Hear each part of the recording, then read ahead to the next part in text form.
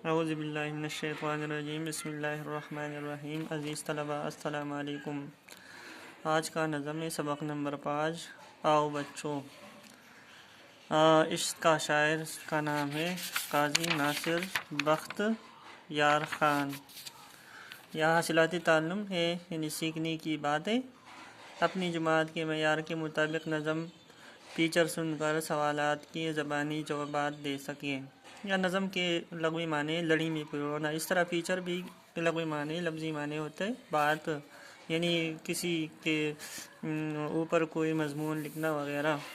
اس طرح یہ سارے باتیں آپ خود دیکھ سکتے ہیں۔ خاص الفاظ ہیں ہمارے پاس بلبوتے، سہارے، خدشات کے معنی پریشانی، خوشحالی، ترقی، خیرات، اللہ کی راہ میں مال دینا، شاد کے معنی خوش، صدقہ کے معنی اپنی بہتری کے لیے اللہ تعالیٰ کی راہ میں مال دینا، یعنی مطلب خیرات، لاچار، بے بس یا مجبور، مان، عبادت یا مان کے جو معنی عبادت، مان کے معنی ہے عزت، مفلس کے معنی ہے غریب یا محتاج، یکجہتی کے معنی اکٹھا ہونا یا مل کر کام کرنا، یا اتحاد اتفاق سے مراد لے جا سکتی ہے۔ پڑھنے سے پہلے کے جو سوالات ہیں، اچھا عادات سے کیا مراد ہے؟ عادات عدد کی جمع ہے، اور عادت میں ہے جو بہت سارے طریقے ہمارے آتے ہیں۔ اچھے کام کرنا ہوتے ہیں، یعنی ماں باپ کا حکم ماننا بھی اچھی عادت ہے، صفائی کا خیال رکھنا بھی اچھی بات ہے، ٹھیک ہے، اپنے بڑوں چھوٹوں کی سب کی عزت کا خیال رکھنا بھی اچھی بات ہے۔ یہ اچھی عادات ہے۔ اچھی عادات کون کون سی ہے؟ میں نے بیان کی ہے۔ کیا آپ نے کبھی علامہ اقبال کی نظم بچے کی دعا پر اچھی عادات کے حوالے سے غور کیا؟ بالکل کیا ہے، ہر جگہ اس نے بچوں کو یہ نظمیں لکھی ہے بانگی طرح۔ اسی طرح جو یہ صبح جو بچے دعا پڑھتے ہیں، دعائے اقبال، اس میں بھی اچھی عادات کا ذکر کیا گیا ہے۔ چلے آئیے نظم پڑھتے ہیں۔ آؤ بچوں نیک بنے ہم، نیکی کا ہر کام کریں ہم، خدمت اور عبادت جیسی نیکی صبح و شام کریں ہم۔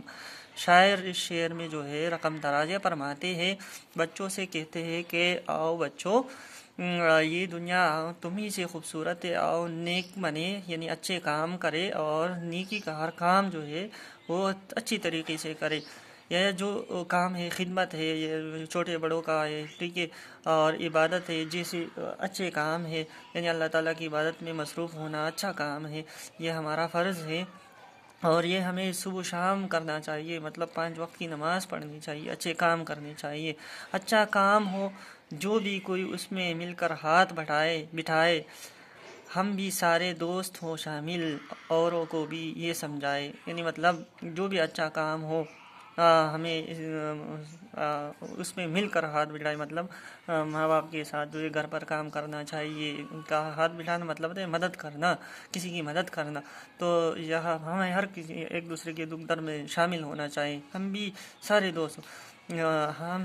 سارے دوست ہوں شامل، اوروں کو بھی، جتنے بھی دوست اسکول میں ہے، باہر ہے، سب اچھے کام کرے، اور اوروں کو بھی یہ بات سمجھائے کہ دوسروں کی ساتھ جو ہے مدد کرے۔ یہ دوسرا شعر ہے، ٹھیک ہے، یہ 2 مصروں پر مشتمل ہے، یہ نظم 2 مصروں پر، جسے مثنوی کہتے ہیں، 2 مصروں پر۔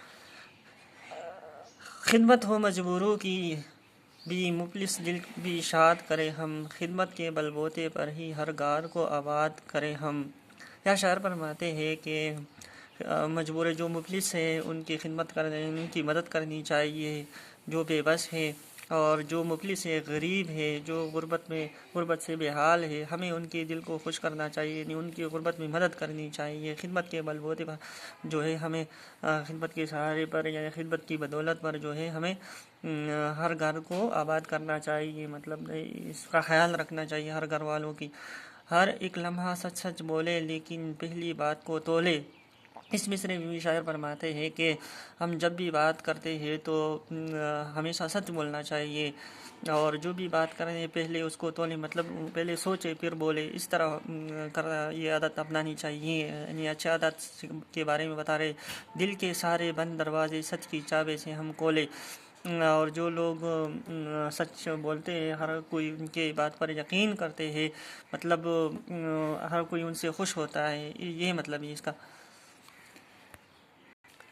اور یہ شعر ہے، کہنا مانے ابو کا بھی امی کا بھی، ہاتھ بٹھائے، کوئی مشکل پیش آ جائے تو ان کو ساری بات بتائے، شاعر ایک اچھی عادت کے بارے میں یہ بتاتے ہیں کہ بچوں کو جو ہے اپنے والدین کی بات ماننی چاہیے اور مشکل کام میں ان کی جو ہے مدد کرنی چاہیے، ان کا ہاتھ بٹھانا چاہیے، اور جب بھی ہمیں کوئی مسئلہ پیش آ جائے تو ان کو ساری بات بتا دینی چاہیے۔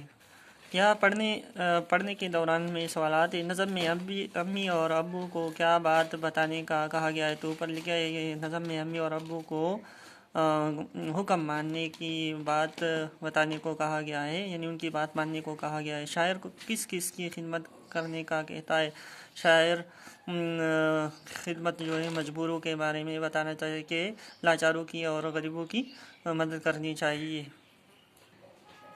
دوسرا شعر ہے، خود کو ہر دم صاف رکھے ہم صاف رکھے ماحول بھی سارا، گھر بھی اپنا صاف اور ستھرا ہر ایک منظر پیارا پیارا۔ شاعر اس میں ایک اچھی بات بتاتا ہے بچوں کو کہ ہمیں ہر وقت جو ہے ہر دم ہر وقت جو ہے اپنے آپ کو صاف ستھرا رکھنا چاہیے، کیونکہ صفائی نصف ایمان ہے، اور ہمارا جو ارد گرد کا جو ماحول ہے، ہمارے گھر اسکول ہے، راستے وغیرہ سب کو صاف رکھنا چاہیے۔ گھر بھی اپنا صاف اور ستھرا ہر ایک منظر، جب ہمارا گھر صاف ہو اور باہر کا سارا انجام صاف ہو، ماحول صاف ہو، تو بالکل ہر طرف جو ہے منظر بالکل خود بخود پیارا نظر آتا ہے۔ درخت لگانے چاہیے، قدر کریں ہم وقت کی ہر دم، وقت پہ سارا کام کریں ہم، وقت پہ پڑھنا لکھنا بھی ہو، وقت پہ ہی آرام کریں ہم۔ یہاں وقت کی قدر کے بارے میں یہ بتایا گیا ہے کہ بچوں کو ہر وقت جو ہے وقت کی قدر کرنی چاہیے، مطلب اس کو ضائع نہیں کرنا چاہیے، اور جو اسکول کا کام ہے، گھر کا کام ہے، سارے وقت پر کرنے چاہیے۔ جو لکھائی اسکول کا کام ہے وقت پر کرنا چاہیے اور وقت پر آرام کرنا چاہیے، تاکہ نیند بھی ہماری پوری ہو سکے۔ یکجہتی کو ہم اپنائے، پاکستان کا مان بڑھائے، محنت کے بل بوتے پر ہم اپنا ملک کی شان بڑھائے۔ یکجہتی، ہمیں ایک دوسرے کے ساتھ اتفاق سے رہنا چاہیے اور پاکستان کی عزت بڑھانی چاہیے، مان بڑھانا ہے۔ محنت کے بل بوتے، محنت کے سہارے پر ہمیں اپنے ملک کی شان جو ہے، شان و شوکت ہے، وہ بڑھانی چاہیے، یعنی اچھی تعلیم حاصل کرنی چاہیے، چاہے پوجی بنے، چاہے ڈاکٹر بنے، چاہے استاد بنے، ملک کی شان بڑھانا چاہیے۔ شان جو ہے عوام سے بڑھتی ہے، عوام کی عزت کا خیال رکھنا چاہیے۔ اور بچوں مل کر سارے عہد کریں کہ نیک بنیں گے ہم۔ اور پھر سے شاعر آخر میں قاضی ناصر بختیار خان جو ہے فرماتے ہیں کہ آؤ بچوں سے کہتا ہے کہ آؤ عہد کریں کہ ہم سارے نیک کام کریں گے، خوشحالی اس دیش میں ہوگی اور ہمارے ملک جو ہے وہ خوش ہوگا جب ہم سارے ایک بنیں گے اور سب اتفاق سے رہیں گے۔ والسلام۔